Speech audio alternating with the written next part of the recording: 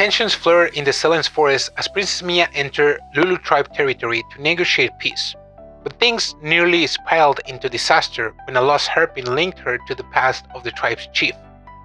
Just as a standoff erupted, Mia's revealed the truth.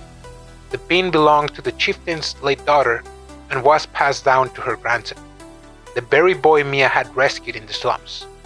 With emotions running high, she managed to defuse the conflict and propose a plan to return the child to his people.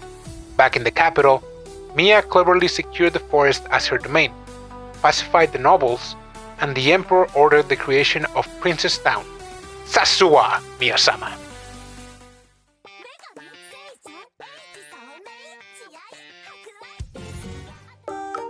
For a while after finishing the whole ordeal with Viscount Berman, Mia was just lounging around. Mia was released from public duties due to the Emperor's consideration.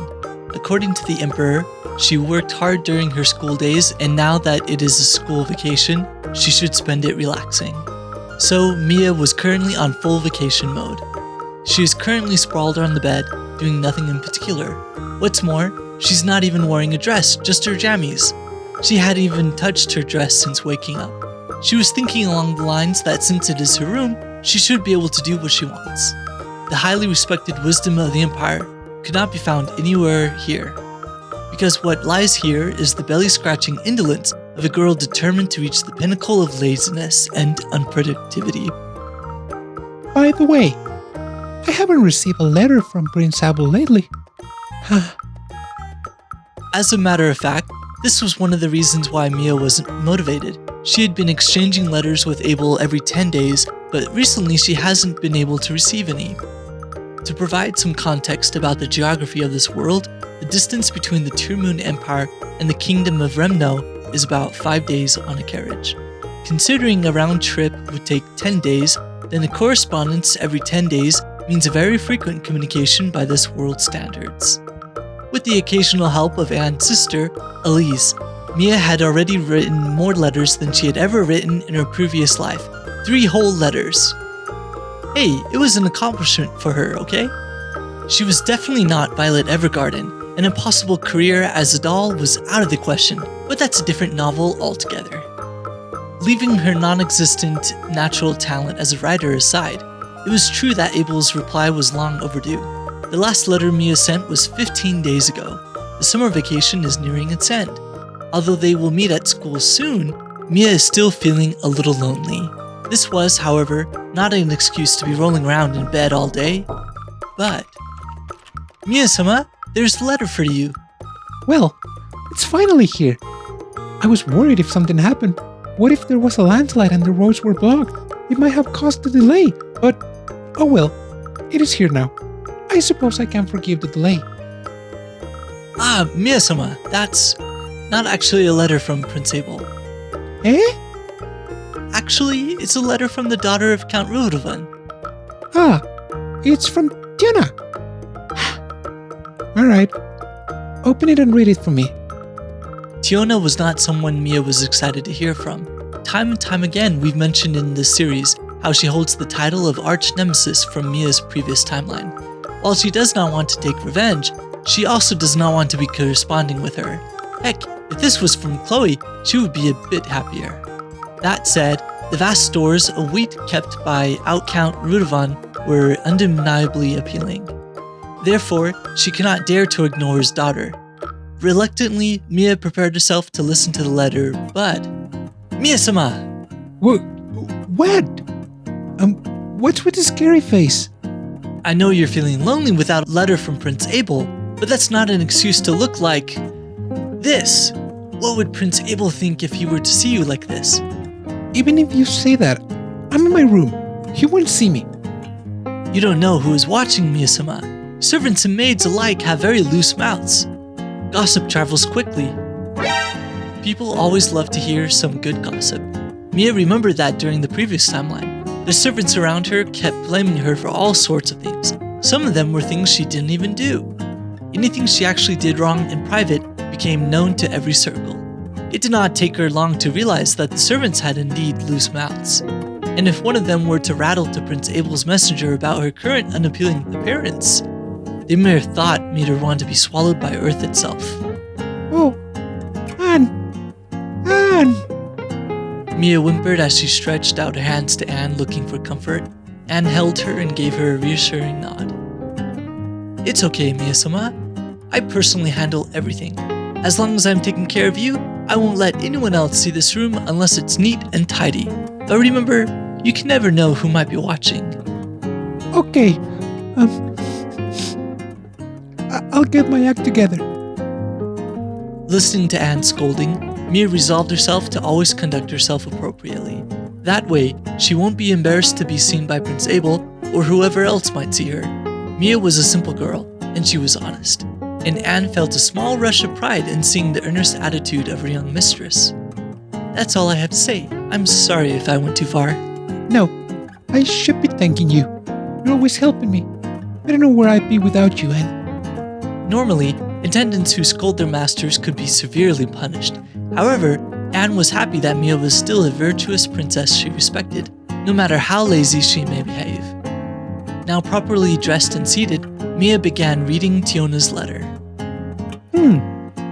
Tiona's younger brother. A memory from the past resurfaced. Tiona Rodovin was known as the saint of the Revolutionary Army. The most important factor in her rise to fame was the distribution of her own food to the people. The people, who were suffering from a severe famine, saw the imperial family only exploiting them, and thus supported the Revolutionary Army led by Tiona. Mia was bitter upon reading the report. What is the meaning of this? Ludwig? Why does that woman have so much food to spare? Mia was left wondering. No matter how vast Count Ludovon's lands are, he couldn't be unaffected when the empire was struck by famine. Even if he had stored wheat, it wouldn't be enough to share with many people. Faced with her bewilderment, her last remaining subject let out a disdainful sigh. You're a member of the imperial family, yet you ask awfully unlearned questions? Your Highness, were you not aware that a new type of wheat has been developed? A new type of wheat? That's right. It's a cold-resistant wheat developed by Tiona's younger brother, Zero Rudelban. It seems that even in unreasonable weather, you can yield virtually the same volume as of a normal harvest. What? When did this happen? And why is it my first time hearing about this? Well, I suppose I can blame you for that. Cyril studied at a research institute in the Principality of Beluga. It was Lady Rafina who sponsored him. So, it is not a surprise if you were unaware of it. Still, Lady Rafina seems to be a person of great insight, unlike somebody I know. It's not fair. Tina not only has Prince Ian, but also a brilliant younger brother? That's cheating. I want a younger brother who's a prodigy as well. Mia grind her teeth in anger and frustration, cursing the frank favoritism of fate. Child genius Siren Rudelban. A cheat-like little brother. Mia-sama? Is something the matter? I wish to reply immediately. Anne, can you fetch my writing materials? There was a sharpness in Mia's gaze. Anne recognized that gaze. It was no longer Mia the all-day jammies belly scratcher. This was now again Mia the great wisdom of the empire. Oh, and contact Ludwig. I'm going to need some money. Yes, Mia-sama. At the direction of Mia, Anne immediately started to move. She first ran over to Ludwig to relay the message before gathering parchment, ink, and quill. When she returned to the room, she saw Mia sitting on the bed's edge with a wide grin. You seem to be in a good mood, Mia-sama. Did you read something pleasing in the letter? That's right. It's about Tiona's little brother, Cyril, who seems to be very bright. But apparently, he can't go to school because of financial difficulties. Oh no. For such an unfortunate story, she sure seems glad to hear about it. Mia kept describing the letter's content, growing more and more excited as she went. At one point, she seemed like she was about to break into a song and dance. Anne's unshakable faith in the virtuousness and righteousness of her mistress refused to believe that Mia was deriving immense pleasure from the boy's misery. Since Mia couldn't possibly be indulging in Schadenfreude, There had to be another explanation. She used all of her reasoning to mull over the possibilities.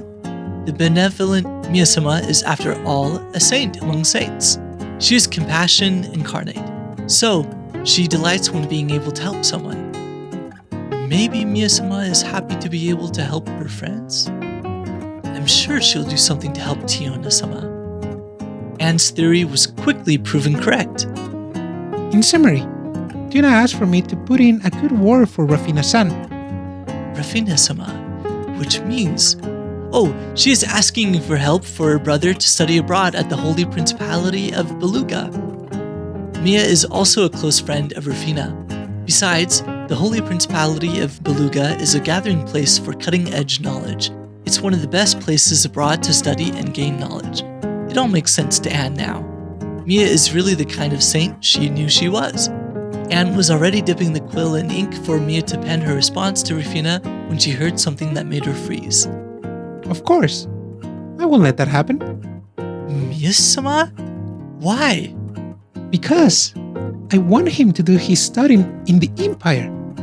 I will take responsibility and make all the proper arrangements. Mia's eyes started gleaming. It wasn't unreasonable. The quality of education in the Empire is not in any way inferior to the Principality. The Empire had its benefits of being large and mighty to be able to have a high standard of education.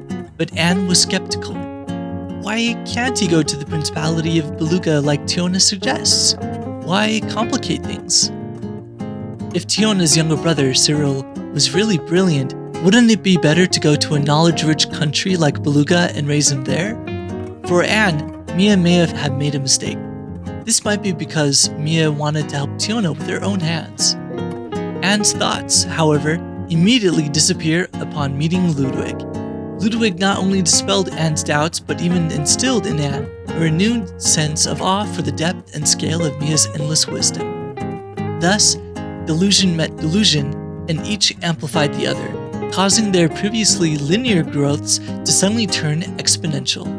Where will these delusions lead, these two high priests of the Mia cult? The answer, sadly, no one knows yet. I understand. I will make arrangements as per your highness' wishes. I'll leave it in your capable hands then, Ludwig. Please have Tiona No, it will be more convenient for me to go over there. So, please make arrangements for my departure. Ludwig bowed in front of Mia and left. A few seconds later, he heard footsteps following him out. He turned to find Anne running towards him. Ludwig-san, do you have a moment? Sure. What's wrong? Ludwig looked a little surprised because it was rare for Anne to talk to him. I'd like to ask you something which may sound dumb, but what did you think about what Mia-sama said? Oh, that's right. To put it simply, Her Highness never fails to amaze me. If you agree with Mia-sama, then it's okay. I was afraid that she was making a mistake. Huh? Mistake? Please elaborate more. Well, you see... She proceeded to explain her worries and anxiety about the decision that Mia had just made. I see. I understand your concern. But it's okay, isn't it? Mia-sama is doing the right thing, right? I can say if it's right or not. I don't know how Her Highness' mind works, and I don't think I presume to understand all of her goals, but at least I know that what she's doing right now is a sensible thing. A sensible thing to do? I see. You are of common birth, right? Since that is the case, it might be hard for you to make sense of what's happening. You see, Auken Rudolbahn only has 2 children, his eldest daughter, Tiona, and his younger son, Cyril. Ah, and how does that connect with this situation? Well, heirs are especially important to nobles. Auken Rudolbahn might not be really keen to send both of them to a school abroad.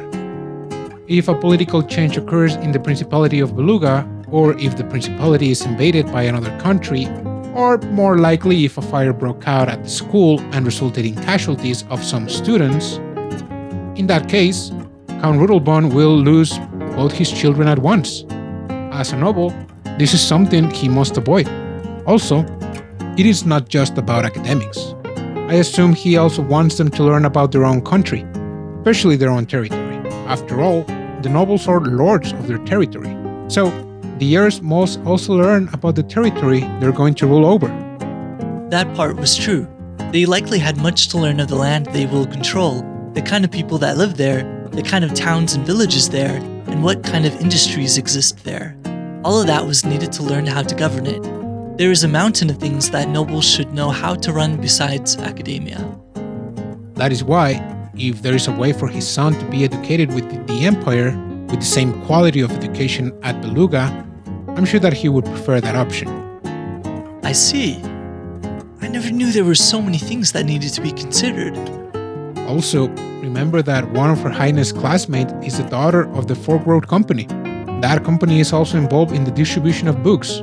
I wouldn't be surprised if Her Highness' next move is to collect books with the help of her classmate. She will probably gather as much knowledge as she can to rival Beluga. That way, she ensures Count Rudolbon that his son will receive the very best education the Empire has to offer.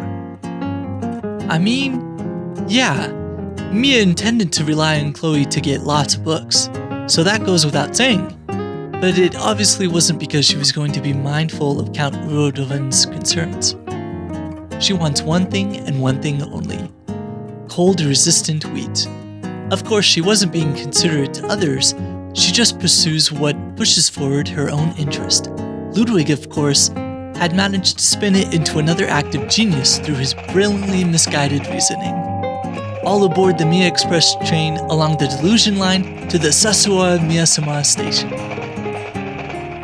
Chances are, this might be the way she wants to balance things out. In the case of the Sealence Forest incident, the one who drew the short end of the stick was Count Rudolfin. Viscount Berman got the honor and glory he wanted. The Lulu tribe were shown the way to prosperity. But Count Rudolfin gained nothing. He even had to give up some of his lands. Not having a battle near his territory was not really a compensation or a reward. While on the surface, he may be happy because the conflict ended peacefully, it was highly unlikely that he was satisfied with how things ended up. He lost something and gained nothing, while everyone else got rewarded or compensated. Mia's proposal is most likely her way of compensating Count Rudolfin for what happened. I wouldn't expect less from Her Highness. She's the one who doesn't use compassion as an excuse to be incompetent. Mia, who is lauded as a saint, cherishes her friends. To her people, she is compassionate and twice as clever. She doesn't waste money mindlessly just because it's for the people, nor does she give out just because it's for her friends. She knows the perfect balance of politics, friendship, and compassion, a mark of a wise ruler and a saint of compassion. She was both the former and the latter. That's as much as I can understand at the moment. But is there something more? Knowing her, what else may she be after? Years later, Ludwig would get his mind blown when Cyril Rudolfin developed his signature strain of resilient wheat. His admiration of Mia's insight would even reach new heights, but that's a story for another time. Cyril Rudolfin trusted his sister more than anyone else in the world. He was a boy whose love for growing flowers and reading books was almost stereotypically contrasted by his ineptitude at all manner of physical activity. Because of this, he struggles with the demands of horse riding and swordsmanship from his father. Despite his inadequacies, which left him feeling rather worthless, his sister was unfailingly kind toward him. Time and time again, Tiona would offer him a gentle compliment with a comforting pat on the back. Cyril, you're good at studying, so you have to study properly when you go to school. As such, when he heard that his sister was leaving home to attend St. Noel Academy, he couldn't help but worry. I wish you could go instead of me. His sister said that, but it wasn't the thing he cared about. Studying is certainly fun, and he would love to go if he can. But what he cared about was if his sister might get bullied in a foreign school full of noble children. Following her departure, he prayed night after night that she wouldn't run into trouble. He was relieved to see that his sister who came back during the summer vacation looked very well. That is not all. His jaw dropped at the names that popped out of his sister's mouth. Prince Jan of the Kingdom of Suckland and Her Highness Princess Mia, who occupied the highest echelons of society, and somehow his sister was friends with them. Her Highness, Princess Mia-Luna Tearmoon. Cyril had no particular feelings towards Princess Mia, either good or bad. For him, she is more of a concept than a person. His only curiosity about her are the rumors surrounding her. There are people who call her the selfish princess, and there are also people who praise her as the wisdom of the empire. I wonder which is true. At best, this was the limit of his interest in Mia. However, when he heard that it was none other than Her Highness the Princess that had settled the case of the Lulu tribe and Viscount Berman, his interest grew. As expected of Princess Mia, I never thought there would be a solution that wouldn't include any bloodshed. Only the wisdom of the Empire can truly rule like that. But Dad, is that really okay? They've taken some of your lands. Aren't you angry? Well, it's not exactly unfair or unreasonable. The Imperial family has the authority to do that. Not that it makes it any better for us. But in the end, as long as the people don't suffer, then all is well. The Rodovan family was originally the leader of the farmers who lived here. They have a deeper affection and ties with their people in their territory compared to ordinary nobles. Moreover, they had built a friendly relationship with the Lulu tribe since a long time ago. It was satisfying for them because the situation was settled without the Lulus getting hurt. Okay. Cyril was honestly impressed and respect for Mia grew. His father, his sister, and Leora, his sister's attendant, talked about Mia in a positive way. Eventually, in Cyril's mind, Mia became a wonderful saint that is full of virtue. And now he heard that this paragon of virtue, Her Royal Highness, was coming to pay them a visit.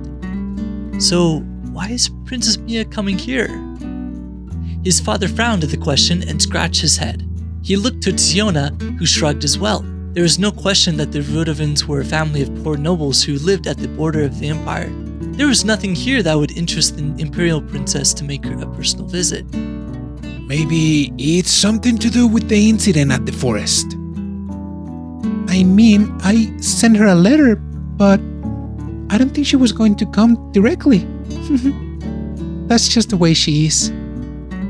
Cyril saw her sister smiling sincerely. Or maybe, just maybe, she's coming to see a friend. Whatever the reason, his father and sister have something to do with the upcoming visit. Judging that the visit had little relevance to him, Cyril went to water the flower beds, which is his daily routine. If it were an official visit, then the whole family needed to be there to greet her. But since it is a personal visit, then it probably won't matter if he didn't show up. Still, my sister is amazing. To be able to make friends with Princess Mia. With that in mind, he cared for the flowers that were in full bloom. Caring for flowers is quite difficult. It's not just about watering. One has to look at each flower and check if it is well nourished or if it is sick. That's how deep in concentration Cyril was that he did not notice. Oh my! What wonderful flowers these are. He spun around in surprise to discover a young girl standing before him. She was a beautiful girl. Her shiny hair, healthy skin, and her eyes that seemed to sparkle with intelligence. He wasn't sure what to say, so he just stood there. She didn't seem to mind. She stepped past him casually, as if he was in no way staring awkwardly at her in stunned silence, bent her knees slightly, and gently stroked the petals on the flower. These are sweet moons, I believe. Yeah, that's right. Cyril looked at the girl's appearance and wondered if he should use honorifics. She wore a light summer dress, not the luxurious dress worn by so-called nobles. It was more casual, light, and suited for the summer weather. This is why he couldn't be certain of her identity. Adding honorifics would be normal for a noble, but it would be embarrassing and grandiose to use it in a conversation with a commoner. The answer to his question came from her attendant. Mia-Sama, it's about time. Oh, I understand. Huh? This was the first encounter with whom Cyril Rodovan would swear his lifelong loyalty. After leaving the courtyard and stepping into the Rodovan manor, Mia paused for a moment. Yes, I did it! Had she not been in public, she would have thrown her arms up in triumph. She did so in her head. She could not resist showing a sly smile. Had anyone seen, would have been a rather creepy sight to behold. Now let's rewind the time to about 10 minutes ago. This is so unpleasant. I don't really want to do this. Upon arriving at the Rudovan Manor, Mia was feeling very depressed. Although she understood that she needed to do this, she wasn't motivated at all. After all, it is the birthplace of Tiona Rudovan, her arch nemesis in the previous life. So, to speak, it is the enemy's headquarters, and she just had to walk in. The thought alone made her miserable. She stared at the doors, trying to work up the motivation to walk through. Nope, not happening. Maybe I should wander around first until my mood improves. Just as she was about to leave, she noticed at the corner of her eye the figure of a boy. Oh, what an adorable child. The boy who was watering flowers. The atmosphere was just ephemeral. Adding the effeminate look of the boy, it looked like a scene out of a fairy tale. Wait, boy? And flowers? Cyril Riddlebone had created a new strain of wheat. Wheat is a plant. Therefore, Cyril must know about plants. And flowers are plants. Such was Mia's train of thought, and the pieces fell into place. Trying her best not to let her presence be known, she snuck toward him slowly and silently.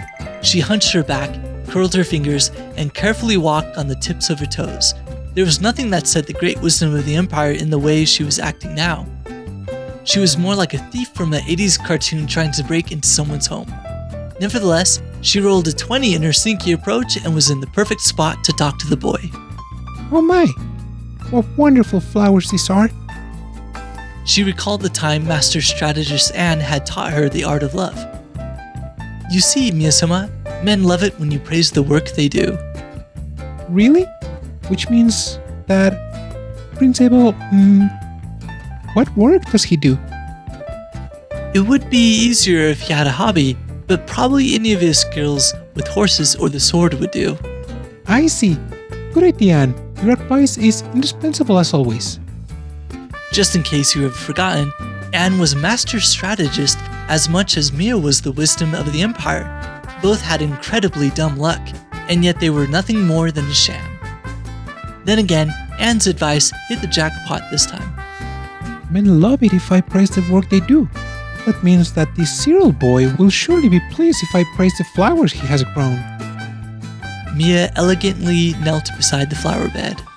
These are sweet moons, I believe. Yes, Mia was about to do something very undignified. She was trying to show off her appeal as a girl. Not only did she praise the flowers, she identified them by name, thereby demonstrating that she was well versed in the subject and had a real appreciation of what he was doing. This tactic was totally unbecoming of a noble, but not for Mia. She's a pragmatist. She wouldn't mind stooping so low if she can achieve her goal of a new type of wheat, and even more, to escape the guillotine. She's willing to play dirty. This is as good as it gets. I bet I just took his breath away. If all goes well, that new wheat is as good as mine. When she stood up after being called by Anne, Mia was filled with a sense of fulfillment. She turned away from Cyril, then wore the smuggest of smiles. We're honored to be graced by your presence, Your Highness. Please make yourself at home. I hope the long journey was not too taxing. Not at all. Pleased to meet you, Aukan Rudelban. I hope you are keeping well. Mia greeted him respectfully and with a proper curtsy. Her manners did not carry any of the common arrogance of the capital nobles when talking to poor nobles. The daughters of the other nobles I have met before always look down on me. But it seems that the princess is different. The Out-Count was impressed with the princess. Even if he could not tell if the princess was sincere or not, at least on the surface, the effort alone was enough to catch his attention. Officially Outland Count, that was the title conferred to the Rodovans. Becoming a count is no small matter. A high title like that should have commanded respect within the Empire. However, just adding the out in the count flipped its meaning entirely on its head. In the first place, the birth of this title is related to the Empire's land expansion policy. Since its founding, the Tearmoon Empire has been actively expanding its territory. They went out to lands that did not have a monarchical rule and actively expanded onto them either by persuasion or by force. Initially, the imperial government gave the newly acquired territory to the central nobles to rule it. However, the backlash of the people who originally lived there was worse than expected, and the policy was changed quickly. Next, they thought that the powerful people who originally ruled the land would be relegated to the imperial aristocrats, and that the land would be ruled as a territory. This policy worked better than expected. There was no unnecessary confusion due to the change of ruler, and the territorial consolidation proceeded smoothly. But at one point, a problem arose. It was when the empire tried to incorporate a head chieftain of a number of tribes. These tribes occupied a large piece of land that was a crucial geographic choke point, so the empire desperately wanted to put them under their control. The Imperial Green Moon Ministry, who oversaw the negotiations, promised the chief of the tribes the title of Count in view of the size and importance of its territory. The empire succeeded in swallowing the land brilliantly. It was good up to that point, but the problem was met with backlash of the central nobles. How does a country bumpkin become a count overnight? That's outrageous! Such complaints were so fierce that the Green Moon Ministry had no choice but to reconsider their stance. To appease the central nobles, the tribal chief must have had a lower rank than the count. However, overturning what they once promised would affect the empire's credibility. In the end, after many high-ranking officials spent many sleepless nights deliberating, they settled on a compromise. Thus was born the title of Outland Count. In subsequent negotiations with the head chieftain, they would emphasize on the title Count. However, back in the capital, they would emphasize the out part to distinguish them. It didn't take long for Outland Count to become Outcount, which was usually seen as an outcast.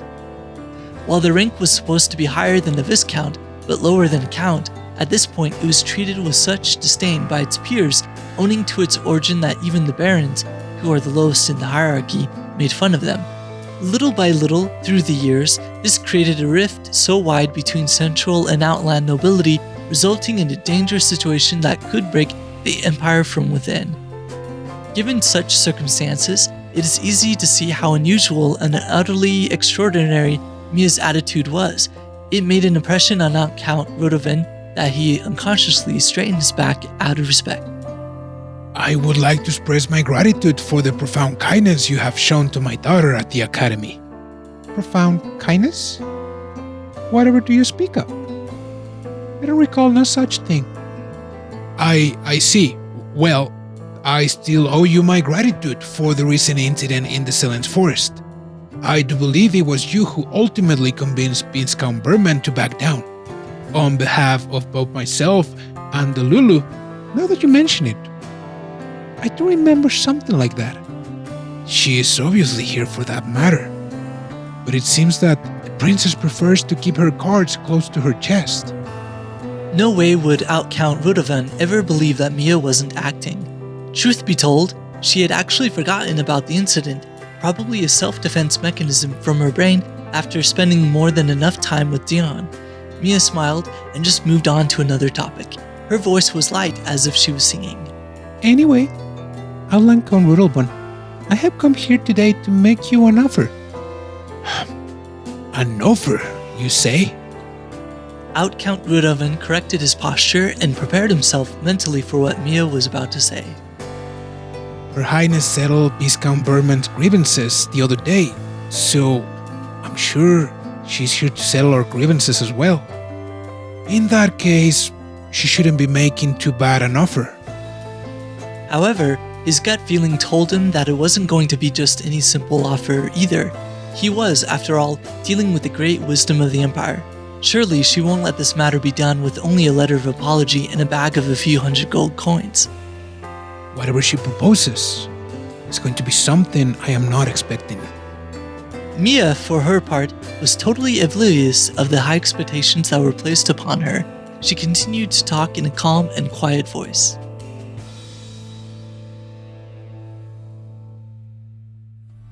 This is it for this video. We will continue with the story of the Guillotine Princess in the next episode. It was Marco and Brian from Jobless Weeks. Matane!